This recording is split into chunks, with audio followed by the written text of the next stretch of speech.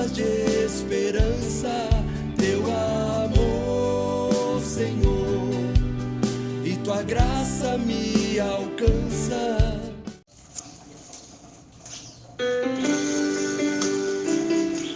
Louvado seja o nosso Senhor Jesus Cristo, para sempre seja louvado, em nome do Pai, do Filho e do Espírito Santo. Amém. Amados irmãos e irmãs, bom dia. Trago até vocês mais uma vez as palavras de esperança. Eu sou João Batista e nós continuamos a reflexão da carta de São Paulo aos Romanos. Hoje nós vamos meditar Romanos 11, de 11 a 24, e vamos trabalhar esse tema, aprofundá-lo um pouco mais em nossa vida. Pela fé, permanecemos firmes. Vamos juntos meditar a palavra. Vamos à leitura, Romanos 11, de 11 a 24. Pergunto ainda: tropeçaram acaso para cair? De modo algum. Mas sua queda, tornando a salvação acessível aos pagãos, incitou-os à emulação. Ora, se o seu pecado ocasionou a riqueza do mundo e a sua decadência a riqueza dos pagãos, que não fará a sua conversão em massa?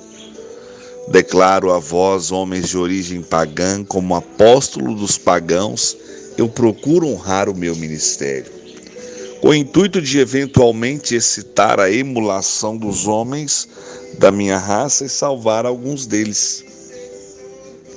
Porque se de sua rejeição resultou a reconciliação do mundo, qual será o efeito de sua reintegração, senão a ressurreição dentre os mortos? Se as primícias são santas, também a massa o é. E se a raiz é santa, os ramos também o são. Se alguns dos ramos foram cortados, e se tu, oliveira selvagem, foste enxertado em seu lugar e agora recebes seiva da raiz da oliveira, não te envaideça nem menospreze os ramos, pois se te gloriares, sabe que não és tu que sustenta a raiz, mas a raiz a ti. Dirás talvez: os ramos foram cortados para que eu fosse enxertado. Sem dúvida, é pela incredulidade que foram cortados, ao passo que tu pela fé que estás firme. Não te ensoberbeças, antes teme. Se Deus não poupou os ramos naturais, bem poderá não poupar a ti. Considera, pois, a bondade e a severidade de Deus, severidade para com aqueles que caíram, bondade para contigo, suposto que permaneces fiel a essa bondade. Do contrário, também tu serás cortada. E eles, se não persistirem na incredulidade, serão enxertados, pois Deus é poderoso para enxertá-los de novo. Se tu, cortada da oliveira, de natureza selvagem, contra a tua natureza foste enxertado em boa oliveira, quanto mais eles que são naturais poderão ser enxertados na sua própria oliveira. Palavra da salvação, glória a vós, Senhor. Amados irmãos e irmãs, que nós possamos mergulhar nessa palavra que tem uma profundidade muito grande, e ela nos faz refletir pontos importantíssimos no que diz respeito à fé e também no que diz respeito à conversão, no que diz respeito à salvação da humanidade.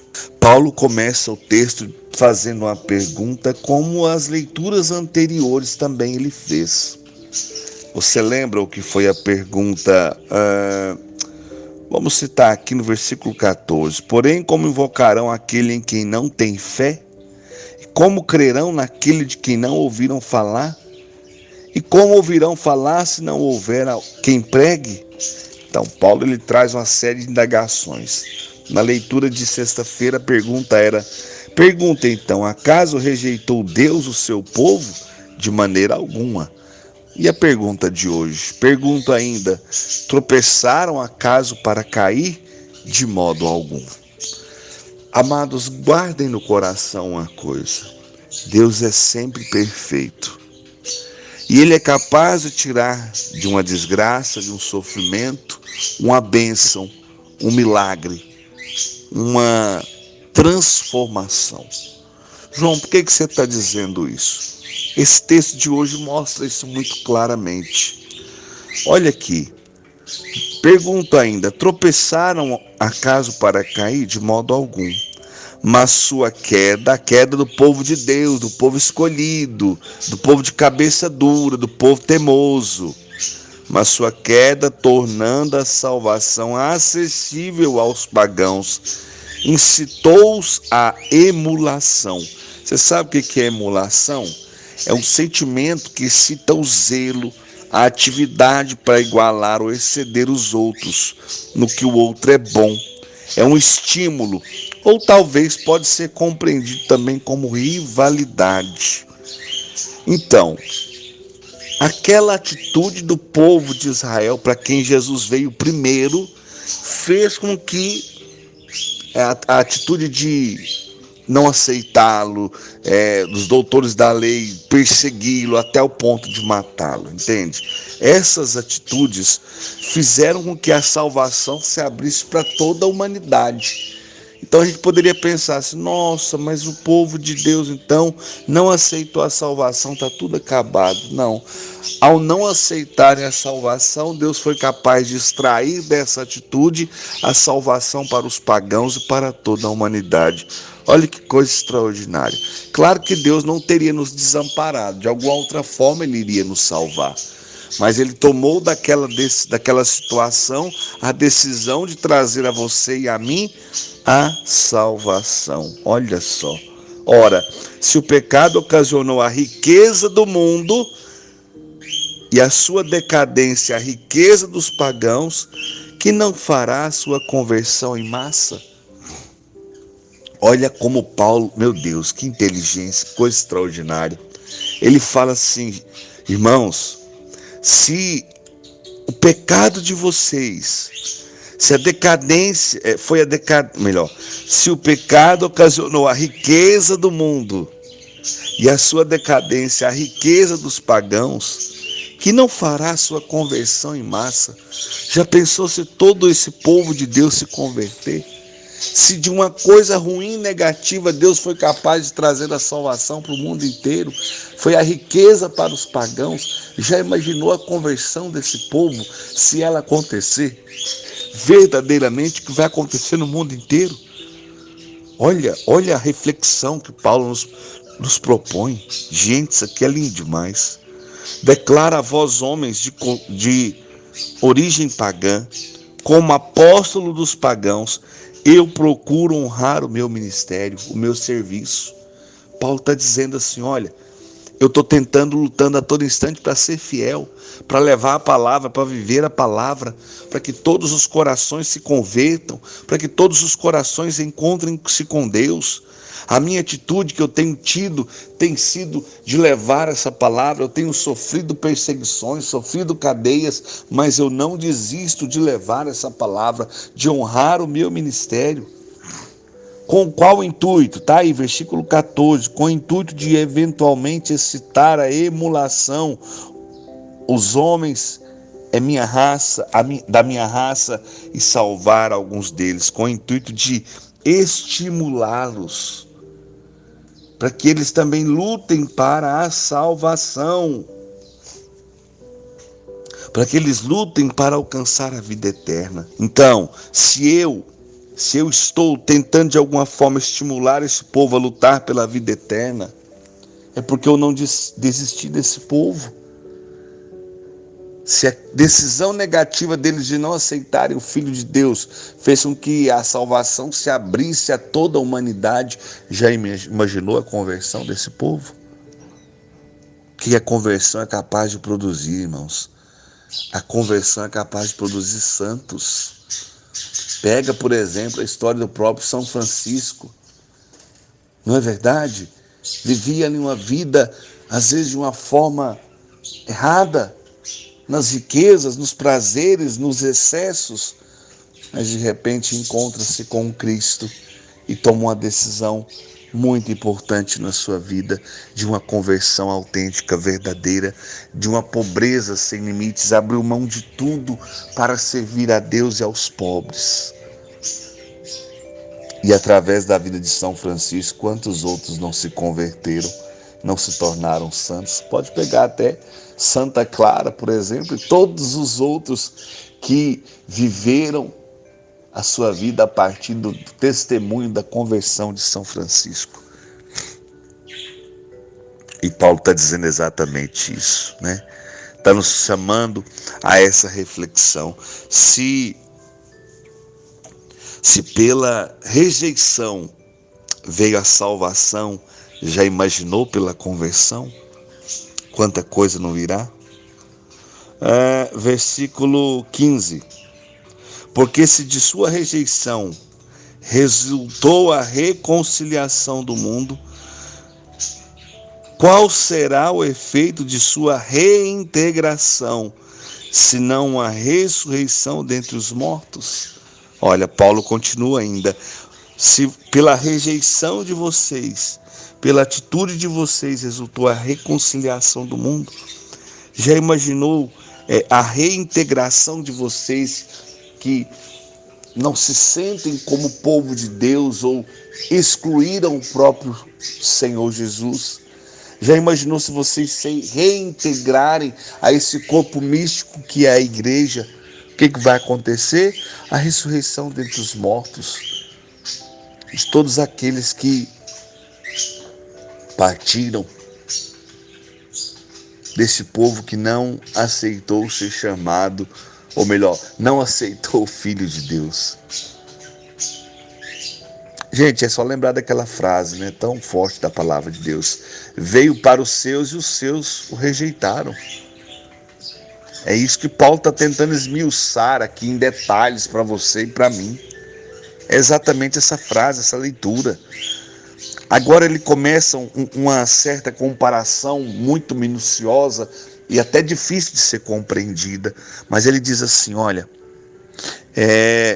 se as primícias, os primeiros frutos, os frutos perfeitos, né, os melhores, se as primícias são santas, também a massa o é.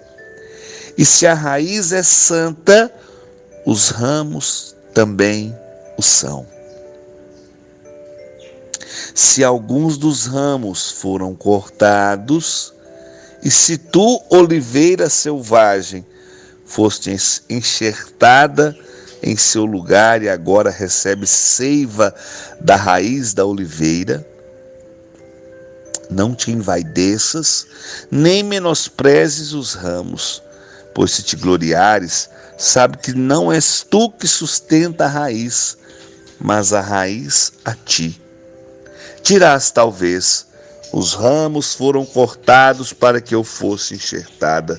Sem dúvida, é pela incredulidade que foram cortados, ao passo que tu é pela fé que estás firmes. Não te ensoberbeças, antes teme. Se Deus não poupou os ramos naturais, bem poderá não poupar a ti. Eu quis ler todos esses versículos novamente, porque além de ser um texto difícil de compreensão, ele só é compreendido se a gente for aprofundando cada vez mais a leitura nele, né? Então Paulo está dizendo assim, olha, muitos foram cortados exatamente porque não produziam, ou porque estavam produzindo algo muito ruim. Então muitos ramos foram cortados, muitos foram arrancados pela raiz, mas Deus, ele quer sempre dar uma oportunidade. Agora ele quer enxertar vocês novamente a esse tronco que é a igreja, o povo de Deus. Você já viu um enxerto, por exemplo, de limão num pé de cidra? Ou vice-versa, né? Aí quando ele começa a crescer, o que ele vai produzir? Será que ele vai produzir o mesmo que é da sua origem? Ou ele vai produzir o fruto aonde ele foi enxertado? Se esse povo for enxertado colocado de novo no seio da igreja, no seio do povo de Deus, ele vai começar a produzir aquilo que o povo de Deus produz. O povo de Deus produz o amor, o perdão, a santidade, a conversão. Nós somos chamados a entender, irmãos, que Deus não desistiu de ninguém. É isso que o texto está dizendo. Ele não desistiu de você, não desistiu de mim, não desistiu desse povo de cabeça dura, desse povo teimoso, desse povo que não aceitou a sua vinda gloriosa, desse povo que não aceitou a salvação até hoje. E aqui nós podemos entender, até mesmo os israelitas, nós tanta gente à nossa volta que até hoje não aceitou a Cristo. A leitura de hoje está dizendo: Deus não desistiu desse povo, e se for preciso de enxertá-los de novo na igreja, de colocá-los nesse tronco firme que é a igreja, Deus vai continuar tentando para que esse povo seja salvo, para que não se perca ninguém. Deus não desiste de você, Deus não desiste da sua família, Deus não desiste do seu povo. Mas você que está me ouvindo, esse versículo 20 é especialmente para você. É especialmente por você. Pela incredulidade, muitos foram cortados, ao passo que é pela fé que estáis firmes. Você está firme pela fé, mas não te ensoberbeças, antes teme, não se encha de glória. Porque eu tenho fé, porque eu sou isso, porque eu sou aquilo. Não faça isso. Se encha de humildade, se encha de respeito, se encha de gratidão, porque Deus levantou você na sua casa para que você seja firme na fé, e pela tua fé muitos se salvem. Do mesmo jeito, Deus levantou Paulo para que Paulo pregasse aos pagãos, mas sem esquecer do povo, do seu povo, da sua origem. Então ele pregava para os pagãos, ele pregava para o seu povo, a fim de que seu povo se convertesse e seu povo mudasse de vida e fosse mais uma vez enxertado ao povo de Deus, para que ninguém se perdesse. Do mesmo jeito que hoje eu estou pregando, e tantos outros pregadores, para que a conversão aconteça, para que a libertação aconteça, e para que pela fé você seja firme, permaneça firme, porque pela fé de alguns, muitos se salvarão. Pelo testemunho de fé de um e de outro aqui e ali, Deus vai resgatar toda a sua humanidade, porque Deus não desiste do seu povo. Deus não desiste do seu povo. Olha o versículo 21, se Deus não poupou os ramos naturais, bem poderá não poupar a ti. Considera, pois, a bondade e a severidade de Deus, severidade para com aqueles que caíram, bondade para contigo, suposto que permaneças fiel a essa bondade. Do contrário, também tu serás cortado. Então não é porque nós estamos de pé hoje com fé que nós podemos encher de soberba e achar que nós somos melhores do que ninguém, não. Não, permanece fiel a Deus, fiel à sua bondade, e lutando para fazer sempre a vontade de Deus com muito amor, com muita humildade, com muita simplicidade. Não se encha de soberba, não se ache melhor do que ninguém, mas permanece fiel na sua fé, permanece fiel no desejo de santidade. E eles, se não persistirem na incredulidade, serão enxertados, pois Deus é poderoso para enxertá-los de novo.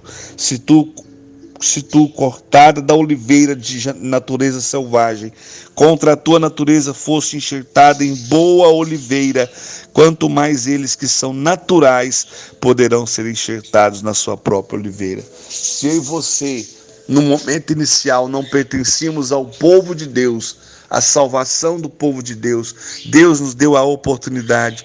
Já imaginou aqueles que foram chamados desde o início para ser povo de Deus? Será que Deus não vai dar a eles uma chance? Deus não desiste do seu povo. Deus não desiste de você. Aqui em casa só eu que rezo. Que maravilha, meu irmão. Continua rezando, porque em breve toda a sua família será resgatada e salva.